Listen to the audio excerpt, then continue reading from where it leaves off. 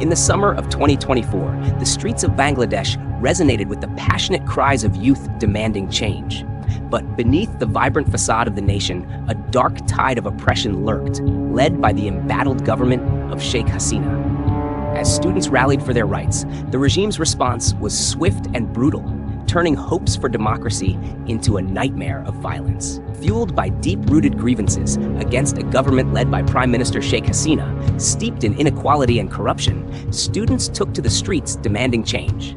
But their cries for justice were met with an iron fist. What began as a cry for justice in the streets turned into a harrowing tale of repression and violence. A recent report from the United Nations Human Rights Office paints a chilling picture: systematic repression, extrajudicial killings, and widespread violence against protesters. As Sheikh Hasina's government clung to power, it unleashed a wave of brutality upon its own citizens. I saw my friends shot down before my eyes. They were just fighting for their future, for our future. My son was only 17. He wanted to make a difference. They took him from me. According to the UN fact-finding mission, between July and August, an estimated 1,400 people lost their lives, many of them children. Approximately 12 to 13% of those killed were under the age of 18, caught in the chaos of a regime willing to silence dissent at any cost. Through an analysis of forensic examinations involving a few hundred deaths, the UN team found that a large majority, over 78%, appeared to be caused by firearms. This includes military rifles and shotguns loaded with lethal metal pellets, which are typically employed only by the police, paramilitary, and military units in Bangladesh. They were firing everywhere, like rainfall. I saw bodies everywhere. It was terrifying. A young woman, interviewed by OHCHR in hospital, recounted how police shot and killed an injured and unarmed young man with a shotgun loaded with lethal ammunition while she was holding him in her arms. After that, she testified, the police officer shot a second time at her. Women, too, faced unspeakable horrors.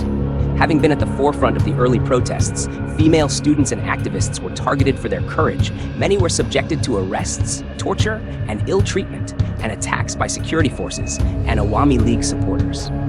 The report documents gender-based violence, including physical assaults and threats of rape, aimed at deterring women from participating in protests. The UN investigation revealed a calculated strategy, a deliberate campaign orchestrated by Sheikh Hasina's administration to suppress the voices of the people.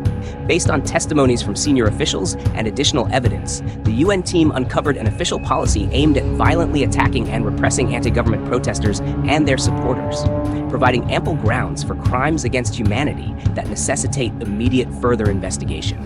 There are reasonable grounds to believe that officials of the former government, its security and intelligence apparatus, together with violent elements associated with the former ruling party, committed serious and systematic human rights violations. These include hundreds of extrajudicial killings, extensive arbitrary arrest and detention, and torture and ill treatment, including of children, as well as gender-based violence. These violations were carried out with the knowledge, coordination, and direction of the former political leadership and senior security officials, with the specific goal of suppressing the protests and keep the former government's grip on power.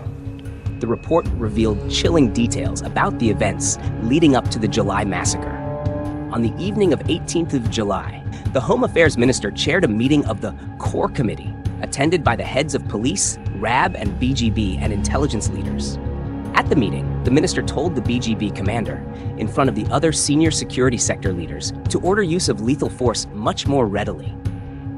In a meeting held the next day, the Prime Minister herself told security force officials to kill protesters to quell the protests, and specifically demanded to arrest the ringleaders of the protests, the troublemakers, kill them, and hide their bodies.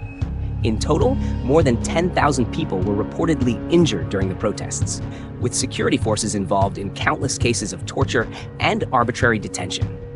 The UN Human Rights Commission has called for urgent reforms in the security and justice sectors to prevent further violations. The road to healing is fraught with challenges, but the resilience of the Bangladeshi people remains unyielding. They demand accountability, reform, and a promise that such horrors will never happen again.